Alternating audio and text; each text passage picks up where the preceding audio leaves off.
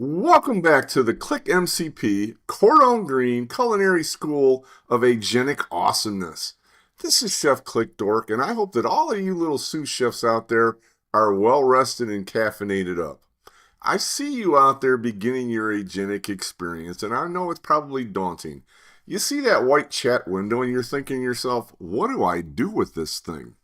Well, in this course, I'm going to help you understand the difference between just asking questions in that chat window and having a conversation with the LLM behind that chat window.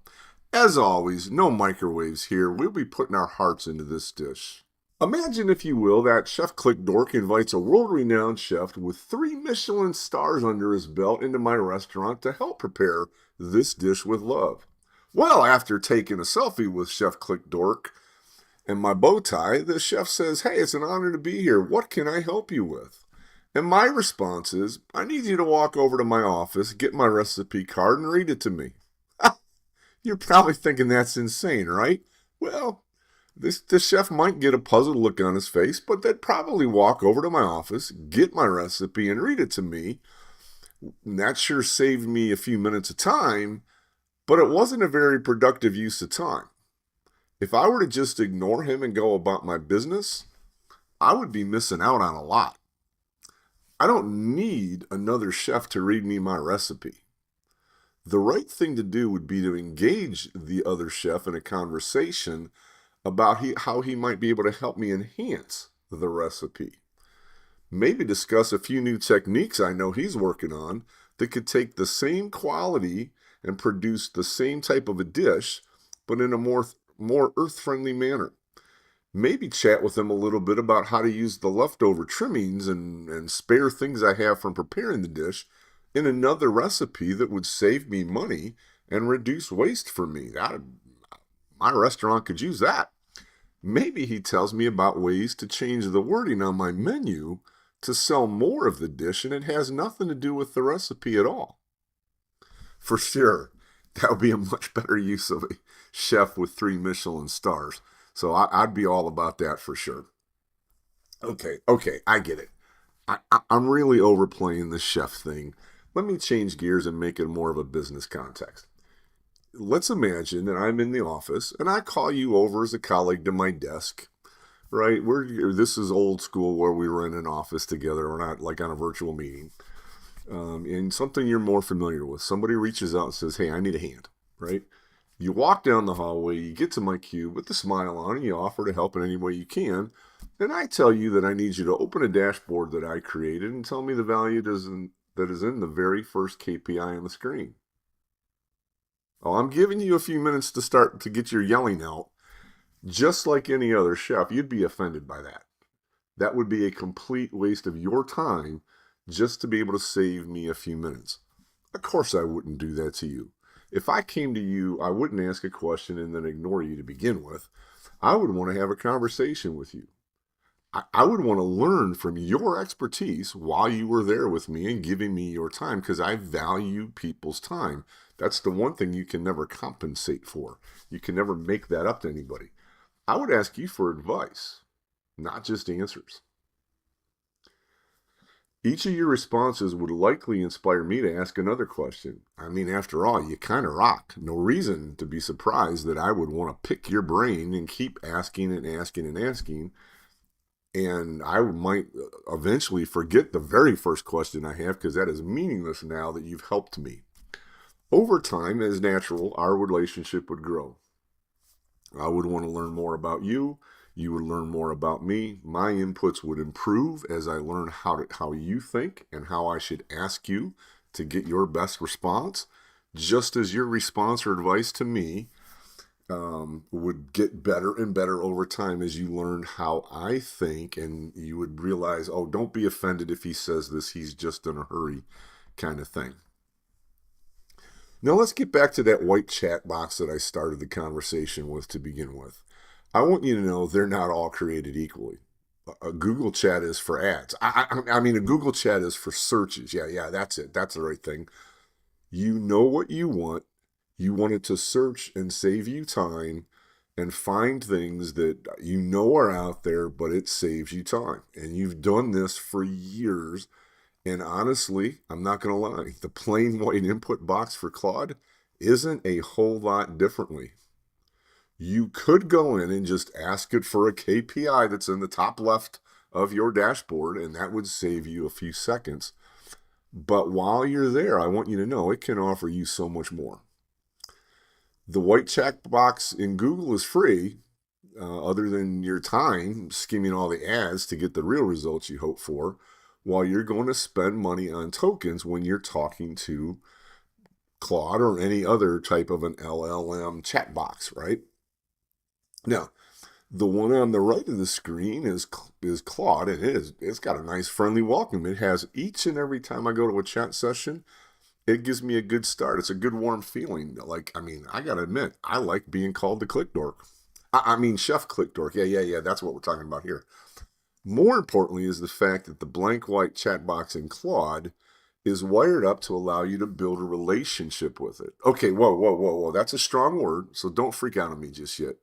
What I mean is that you can literally flip a switch that says generate memory from chat history so that it can prove the way it converses with you over time, just like every single family member, friend, colleague, teammate you've ever interacted with more than one time does. It grows and you grow in knowing it. Let me help you understand the value of doing such a thing, because it defaults to being off. It wants to be a plain vanilla chat box, and it does not want to offend you by saying something to you because it recalls that from a previous conversation, and it doesn't want to freak you out. I want to help you understand why you would want to turn that thing on. So, in trying to tie all of my Cordon Green sessions together for you online, I wanted to create a visual on a Qlik community post. I was really debating between an organization chart, a network diagram, a mind map, something visual, literally visual. But no matter how I drew it on my paper, no matter what colored pencils and schemes I used and shading, when I read it as a user, it was really hard to understand. I knew I clearly wasn't in the zone with my train of thought. Now, there are other times I crank out material left and right when I'm in the zone. I knew I was not, and this wasn't going to work. I wasn't going to force this. So I asked Claude for advice. That's right. I wasn't going to it looking for an answer. I asked it for advice. After all, there is no right answer to what visualization I should use. You wouldn't have known if there was a better visualization out there. I ask because over time I've actually grown to trust the fact that Claude will challenge me to think out of the box when I know I'm so narrowly focused. And there's something in the deep, dark recesses of my mind, that is a scary place, folks, that just seems to be whispering to me, no, bro, this isn't it. You need to try again, right? I trust you get the point, because I'm sure you've been there other times in yourself. You finish something and you're just like, I just know it's not right, but you're not really sure how to proceed. And I'm guessing by now you've probably read what is actually on the screen by now, so you know how I asked this question and the information I gave. If I didn't have that learn from our chats box turned on, I would have absolutely gotten some pat answer about some type of graphic. Qlik Dork. You should use an organization chart to display the names of your courses, because it would try to respond to me in the way that it thinks I want. It is trained to try to make you happy. I have trained it that I do not want it to try to make me happy. I want it to challenge me every time. That's something I've told it as a rule. And in all of my 100 courses, I've helped you learn how you can establish skills and rules that would do that kind of a thing for you, so that you're telling, hey, forget the way you were trained. With me, I want you to respond this way. But with memory turned on and with the conversations that we've had, I mean, like lots of them, Claude completely flipped the script. In all my previous conversations, it knew I was really big on metaphors and analogies and ways to try to paint a picture for you visually, but with words. And man, he has helped me solidify my thoughts on so many courses, and he knew they were all restaurant themed. He knew that I liked to think outside of the box. Rather than telling me how to draw something or telling me that I should have used a different color in my drawings, he suggested a visual metaphor. Out of the box, because I was thinking literally a visual. If you're seeing my video from my landing page on Qlik Community, where this is pasted, this prompt was what helped me solidify that page. I'm not going to lie to you. That page sat there for weeks unpublished because I just was never comfortable with that landing page and what the flow was. I didn't feel like people would be able to get to there and understand what to do. I really felt like this was the way to go, and that is exactly what I ended up putting on that page then. Well, that's for me. We need to get to you, right? That's just one example of the many things that I could share with you at times where I was stuck and I invited good old Chef Claude over to my kitchen. Could I say, tell me the total sales for brown ale in Denver? Sure. Perhaps if my CEO had me cornered by an elevator and needed the answer right away, I'd just ask that question and spend the tokens to get the response, because there's times there's just nothing I can help there, right? But my conversations go more like this when I'm talking to Claude and asking it to talk to my Qlik MCP server. Can you tell me about any insights regarding the many dimensions we have that I might miss if I was just looking at dashboards with single dimension visualizations? You know, the bar charts, the pie charts, one dimension, one measure. That's the kind of thing I would ask.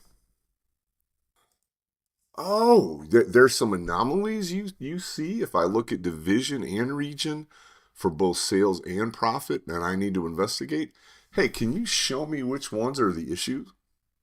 Right? It's a conversation, it's a flow where when it responds, I'm going to respond back. And I wouldn't have known to look at that if I didn't click on 15 different sheets and remember every bar chart that was in my eyes. Another type of question I could ask is, I know my data quality has a really high score. I mean, there's no null values, there's values in every field, blah, blah, blah, all the typical data profiling things. But can you tell me if there's anything suspicious in the data values themselves? And one of the things I demonstrate in our orders to cash application from the SAP IDES test system is there are some funny things going on, right? There's profit without billings. There's a whole lot of billings and zero profit at all. And so when I ask that kind of a question, it comes back, yeah, this looks like money laundering to me for this department, this region, and this particular beer. Right? I can also ask it something really, really way out of the box. Can you tell me what is unique about the cultures where we are selling so much brown ale? Now, that's a different type of question, isn't it? That kind of answer isn't coming from my data at all. I don't care how smart your analyst is in looking at data. I don't care if they print that Excel sheet in 3 dimensions. They're not getting to that answer from just your data. Again, this white chat box is sitting on top of the wisdom of the world. These are the types of questions that you can ask and get answers. Can it possibly give you some weird answers? Sure. But you can get the answers like, this is a smart guy, why don't we use him while he's here? Then once based on that, I might think and ask the next question. Can you tell me other cities in the world where we are not already selling brown ale that have the same cultures? Holy cow. That's a different way of looking at my business, isn't it? Because now I'm not just looking at my facts and figures and trying to figure, I guess we're not selling much in this city. We should put more money into marketing, right? There's other reasons that I might be selling beer somewhere. Let me go find other places that are really close, and that probably make it easy for me to sell in those new markets. These become elevated conversations. No dying and dashing from me. Now, Qlik Answers is all about letting you ask questions you have when you need just an answer from your data or your unstructured documents. But Qlik and Claude are all about having a conversation about your data while also tapping into the collective wisdom of the world that is the LLM while you're there. So here are the top 5 suggestions I have for you as you begin your journey in these blank white chat boxes. First, assume you aren't the smartest person in the chat session. Don't be offended. I tell this to everybody, including myself. I remind daily. The collective wisdom of the world is literally in the large language model that is in that chat session with you. Take advantage of it. Next is ask for advice or suggestions that help you grow. Use Qlik Answers to save you time. When you're in these boxes talking to these large language models, why not go ahead and think outside the box like I did to begin with in this module? The next is very close. I want you to ask for input in areas that you know are your weak spots. Quit using the excuse that something isn't in your wheelhouse and use it to help make you appear stronger. For example, I know I am never going to be a marketing person. I am great at writing million-line essays. I am not good at writing an elevator pitch in 20 words or less. That's just not my jam. But when I talk to Claude, I can say, hey, here's my million words. Help me at least look better because I've got to get a 5-word marketing pitch out. Next thing is to go ahead and turn that memory option on as you get started. That way you don't feel like you're in a blank white chat box every day. Let it prompt you with different funny things each day. Let it respond and prompt you based on the knowledge it has about you and what it learns from the way that you like to have a conversation. It'll learn your goals. It'll learn your overall objectives. It'll help you each day saying, hey, yesterday we talked about this. Let's try this approach and it would tie in. Or here's a second approach that's completely different. Go ahead and take advantage of that. Finally, this is one that I have to share with a lot of people. If you think the answer it gives you is wrong, go ahead and ask probing questions. Assume that it is seeing something from a bigger picture than the lens you're seeing through at the moment. If it takes you 10 responses to get to what you were hoping for, go ahead and ask an 11th question like, hey, how could I have phrased my first question in a different way that we would have gotten us here to this answer sooner? In course 220 on context words, I'm going to share so much more about that in the probing questions. But for now, I think you get the picture. Until next time, sous chefs, keep those questions sharp and your bow ties green.